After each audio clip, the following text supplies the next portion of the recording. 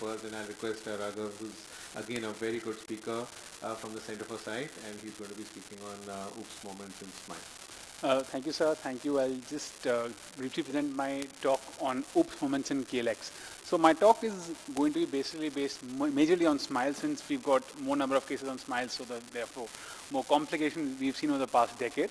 So, what we need to know is that basically there are 4 cuts in any KLX procedure: a posterior cut, a cap cut, a side cut, and a main wound.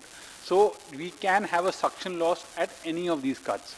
So general points to avoid a complication in a KLX would be, of course, to treat any ocular surface, because if there is any untreated MGD, there will be cold spots, which can lead to lenticular levenants.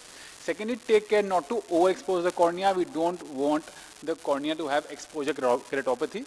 If we do have that, we are going to have some cold spots again. Thirdly, dry the conjunctiva, moist the cornea. That's very important. If we have pooling, we can have a pseudosuction. Lastly, delineating the planes is the most crucial part. If you can find the anterior and posterior planes, so more than half the battle is won. So the issue at hand is actually majorly just finding the right plane. So there are some signs that have been elaborated in literature that help us actually finding the anterior and posterior plane.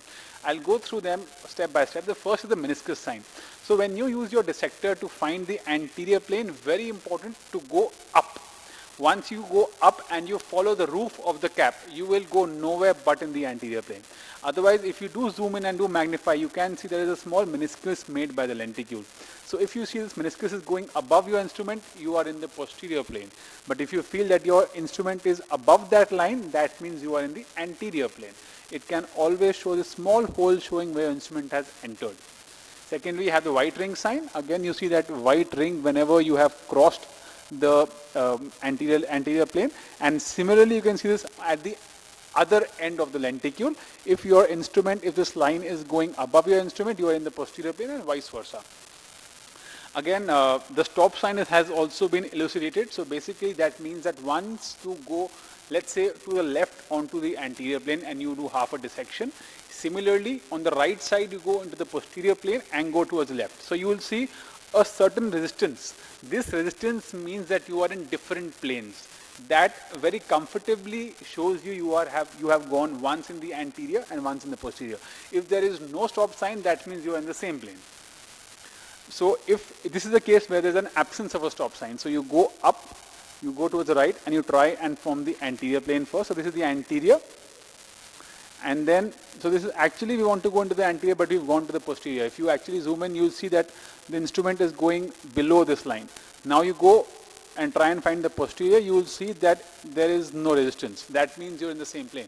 So if you find that a line of resistance, that means you have gotten both your anterior and posterior plane. Now, this is a quick video. I'll just show that if you do an AIOS2025 guided KLX, you will be able to see where your instruments are going.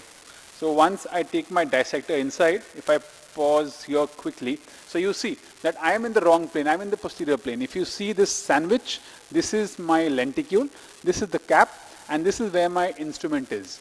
So if I would have gone and taken the anterior plane, my instrument would have been in this plane, between the cap and the lenticule. So this is the posterior plane. And now if I go into the posterior plane, what you will see is, as soon as I enter,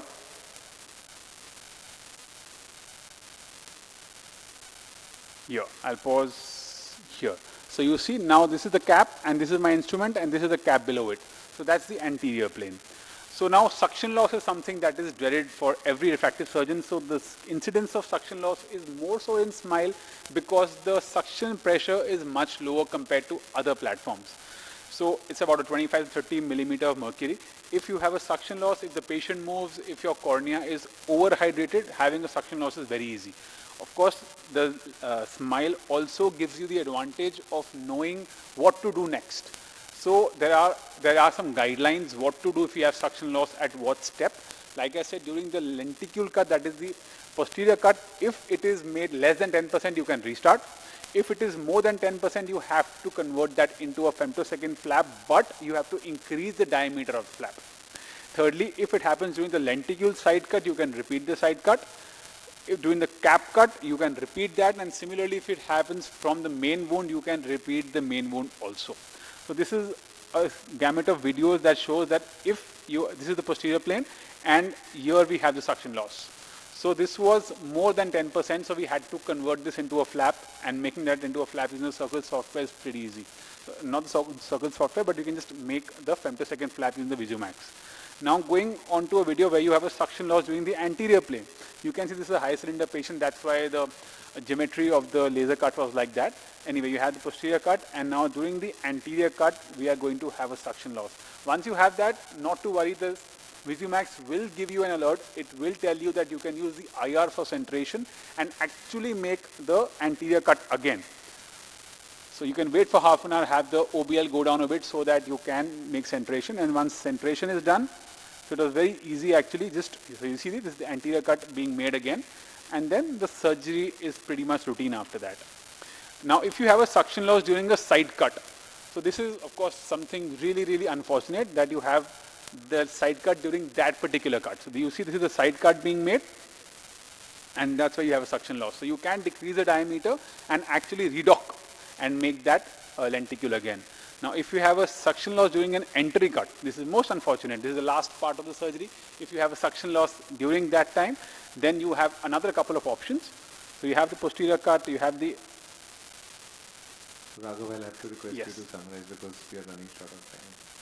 Okay, so I'll just give you last thing that yes, you can have a remnant lenticule. If you have a lenticule and you have dry spots on the cornea, you can have an uncut area of lenticule left. You can diagnose that using an AIOS2025, or you can stain with transferrin and also fluorescein. So this has been described. You can use the AIOS2025 to see a remnant lenticule, and to remove you have two options. One is of course you can first you can stain, then you can dissect, or you can also use a circle scan to make a flap and then remove the lenticule. So this is the evolution of refractive surgery is heading towards closer and to better vision and to better biomechanics. Relax is the latest technique, but since it is still, rather not say infancy, but yes, in its adolescence, you can have complications, but not to worry, these complications can very well be managed. Till date, no complications or very few complications other than actually lead to vision damage. You can manage them very well. So we can, if you have the right technology and the experience, they can be managed timely, giving very good results.